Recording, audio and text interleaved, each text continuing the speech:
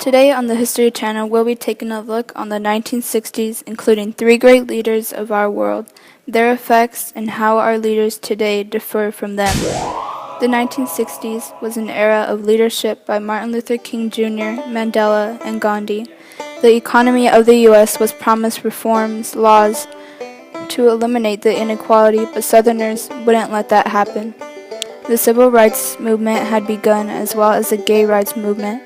The Vietnam War also started and was a top priority of the U.S., not the terrible poverty. In Gandhi's area, India, it had been fighting for freedom from foreign rule, specifically Great Britain. The economy in Mandela's area, South Africa, the implementation of apartheid, and the repression of internal opposition continued, despite world criticism of South Africa's racially discriminatory policies and forces. People became frustrated and turned to violence in the fight against apartheid. Switching gears again back to the background of the U.S., the music era was all about Motown, soul, R&B, and also hard rock.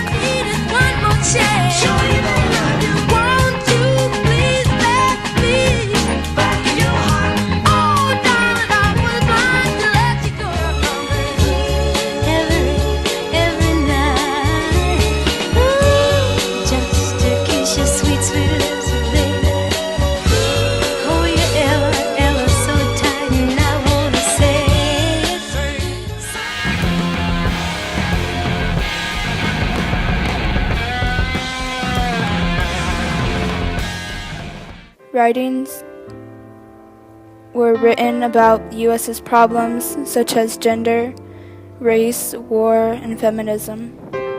Dramas of this era were Romeo and Juliet, The Twilight Zone, and Spartacus. Fashion was very colorful. It was the beginning of the hippie era. Women showed a lot more skin. Education wasn't the best, and schools were segregated between the blacks and the whites. Employment was very steady, and minimum wage was very high. More women entered the workforce but seeked equal pay and an end to domestic violence, as well as sexual harassment.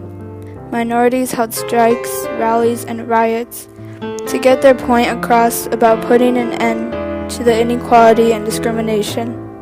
Finally, in 1964, the Civil Rights Act passed and ended segregation and racial discrimination, but only in education and unemployment. What is an icon according to Roy? How are King, Gandhi, and Mandela icons? According to Roy, Colin, Michael Powell, and Condoleezza Rice are the opposite of icons or role models. King, Gandhi, and Mandela are icons because they did something to change the world. They influence people to do something in society and make a better change. Roy sometimes hardly suggests that King, Gandhi, and Mandela have been taken over by the same groups they struggle against. In her opinion, what has that resulted in? Do you agree or disagree with her? Explain. I believe what Roy says is correct because Martin Luther King, Gandhi, and Mandela still managed to struggle against the same groups. For example, there was a lot of people who didn't want Martin Luther King. That's how Martin Luther King ended up dying, because people didn't like him. According to Roy, what has happened to Mandela's South Africa, Gandhi's India, King's America?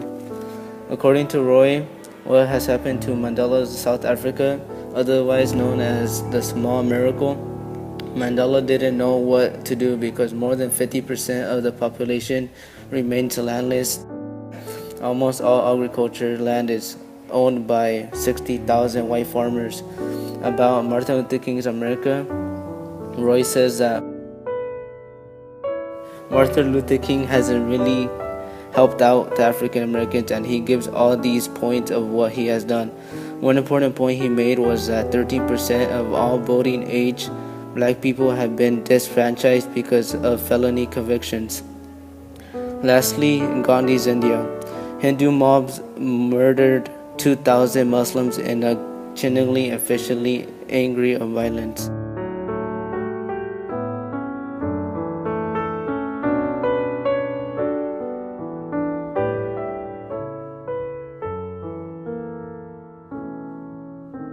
According to Roy, how can intolerance take over the persona of tolerance? Give 2 examples of such takeovers in the 21st century society. Where does it happen? Social media, TV, radio, movies, newspaper, poetry, novels, etc. What can be done to prevent this takeover? According to Roy, intolerance can take over the persona of tolerance because of how people use it.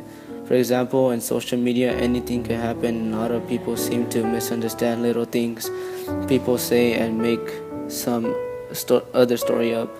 Another example is how on TV, if there's news to report, there's a lot of biased TV networks that only share their opinion and not the world's. The news only seem to cover the places we all know and not other places that we don't really know about.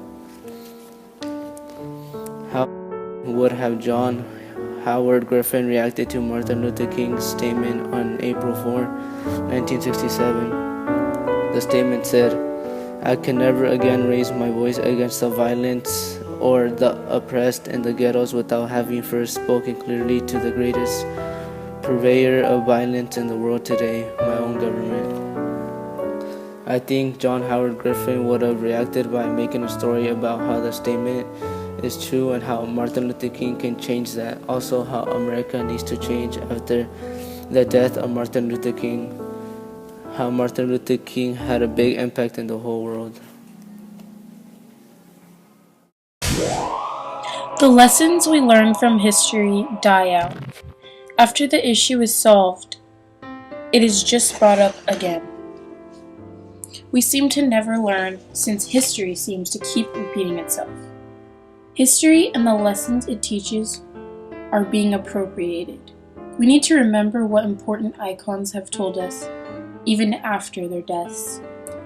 Society has made progress with racial discrimination, but inequality and injustice still remain. And race and ethnic identities mark you as an insider or an outsider. We are ignorant. Some don't believe that intolerance still happens today. In Ferguson, a small city in Missouri, where 67% of the population is black and 29% is white, Michael Brown, an unarmed black teen, was shot and killed on August 9, 2014 by a white police officer. The Justice Department called on Ferguson and declared that the city had engaged in constitutional violations.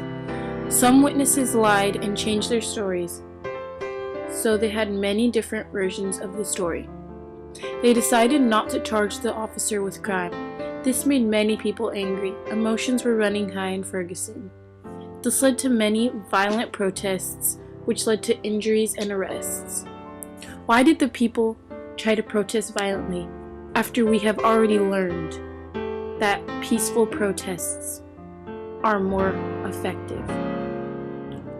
Martin Luther King told us, "If you will protest courageously and yet with dignity and Christian love, when the history books are written in future generations, the historians will have to pause and say, there lived a great people, a black people, who injected new meaning and dignity into the veins of civilization." He also said, "The chain reaction of evil, hate begetting hate, wars producing more wars, must be broken, or else we shall be plunged into the dark abyss of annihilation." Why do we let history repeat itself when we already know that we should be learning from our mistakes? Insanity. Doing the same thing over and over again and expecting different results.